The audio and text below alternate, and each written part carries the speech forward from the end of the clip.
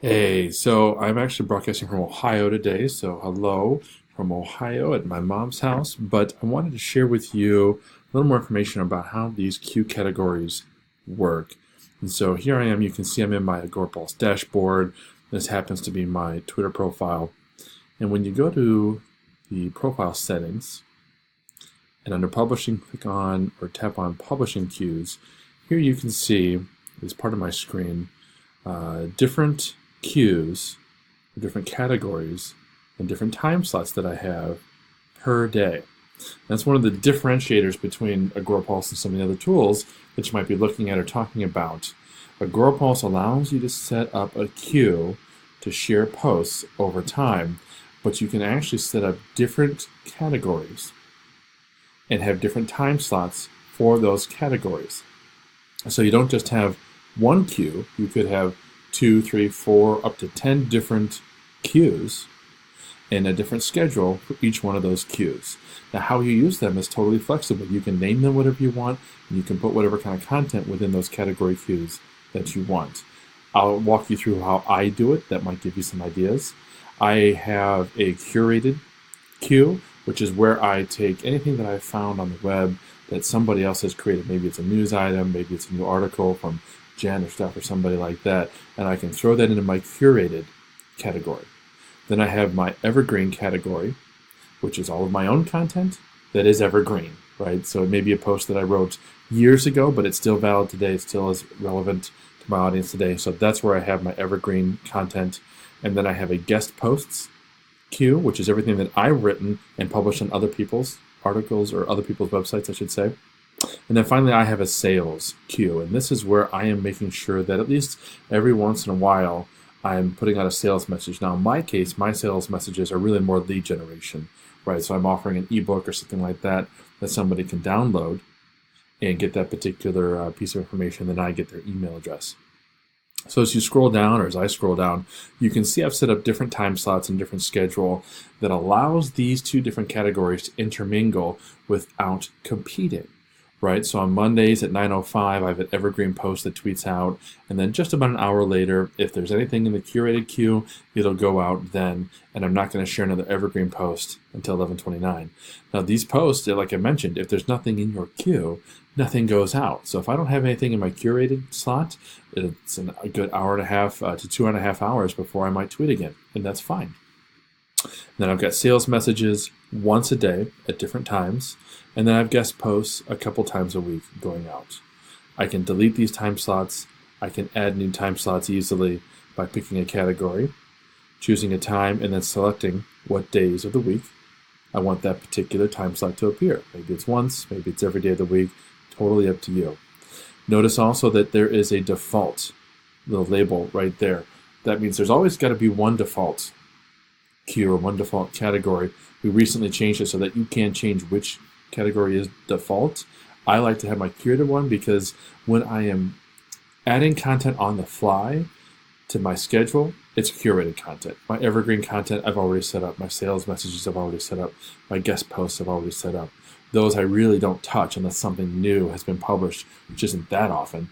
But it's the curated stuff that I'm finding on a daily, weekly basis. So I like to have that one by default.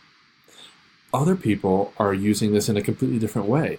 They might have all of their regular content set up in categories that are based on topic, right? So again, in my case, I might have Facebook posts or blogging posts or Twitter posts. Your business is different, so you can think about how you want to organize and schedule all the content that you're sharing out to social media and arrange it separately and differently. Now, another piece of information to note here is that this is per social profile, which allows you the flexibility of creating different schedules depending on the network. And I can't stress enough how important that is to think about. Notice this is my LinkedIn schedule. Looks a little different from Twitter. I am not sharing on LinkedIn as often as I am to Twitter. In fact, even though I've got 5 time slots per day, I'm not sharing that often, because I don't fill that curated slot. I don't fill that curated queue that often. I'm actually thinking about scaling this back a little bit more, because even if it is filled, 5 or 6 shares to LinkedIn a day might still be too much. So I had that flexibility here where I can do what I want to do per social network. I know when you're first setting it up, it is a little extra work that now I've got to go back into LinkedIn and then I've got to go back into my Facebook page and set these things up differently. But trust me, that's the best way to do it. So that way you can make sure that when you're sharing content and what it is that you're sharing on each particular social network is appropriate for that network. Now, once you have that set up, this is one of the cooler parts. You go to publishing and then you tap on Queued. And here you can see all of the, well, you can't see because my screen's not quite big enough for this video, but you can see my curated happens to be, oops, sorry, I tapped extra. My curated is empty right now. In fact, I need to get back into there. I use Feedly to find curated content, and I refill that bucket. My evergreen, 305 tweets. And I'm actually in the process of revamping that. Some of these posts I'm probably going to dump because they're just not as interesting or as relevant anymore. And some of them that are performing really well, I'm going to create additional tweets, additional shares out of that same piece of content. So my total number of shares in my evergreen bucket is probably going to go up in the next couple months. My guest post is fairly static. Again, that's 13 shares. You can see these are all articles that I have written and published on other places, like Be Careful, Politics and Social Media is a Dangerous Combination. That's an article that I wrote for Marketing Profs. But because, number one, I think it's a good piece, my personal opinion, and number two, it reflects well on me that I've published on a place like Marketing Profs, and number three, I want to keep helping that article and that particular publisher out by continuing to reshare that. This is really useful.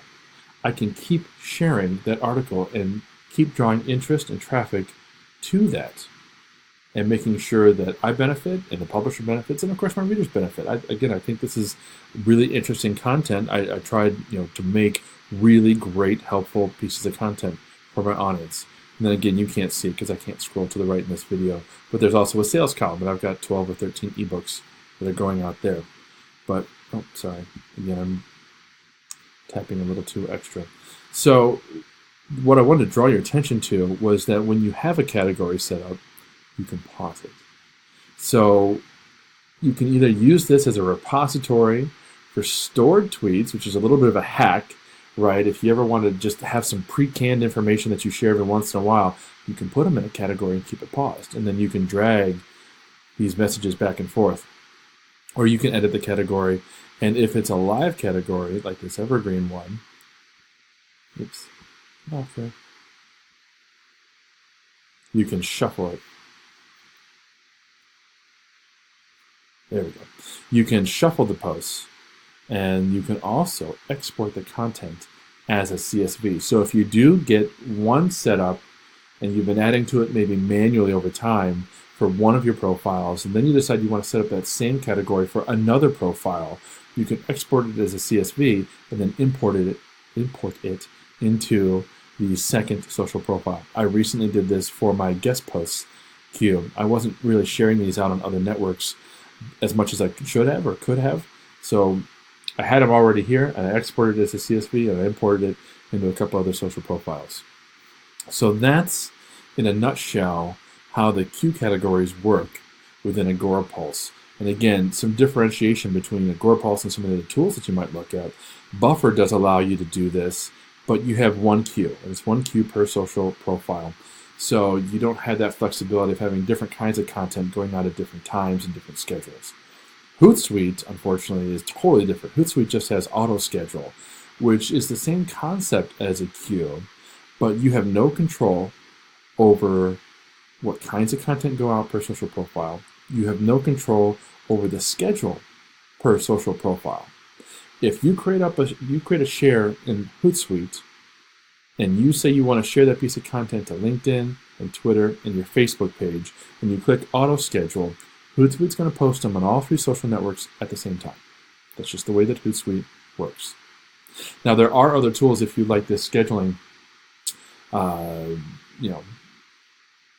arrangement of different queues and that sort of thing that maybe aren't as pricey as Agorapulse or don't have all the other bells and whistles that Agorapulse has. Smarter Queue was a similar arrangement, and Social where you can set up different categories. They call it differently. We're calling it categories here, but different categories with different time slots and schedules per social profile. And I think that's really what you want if you're going to be sharing a lot of content, a lot of different kinds of content across multiple social profiles, particularly if you want to use this evergreen kind of an approach to sharing content where you're sharing it over and over and over again. So that's the big difference between Agorapulse and Hootsuite, and that's what the deal is with these category cues. If you have more questions, by all means, let me know.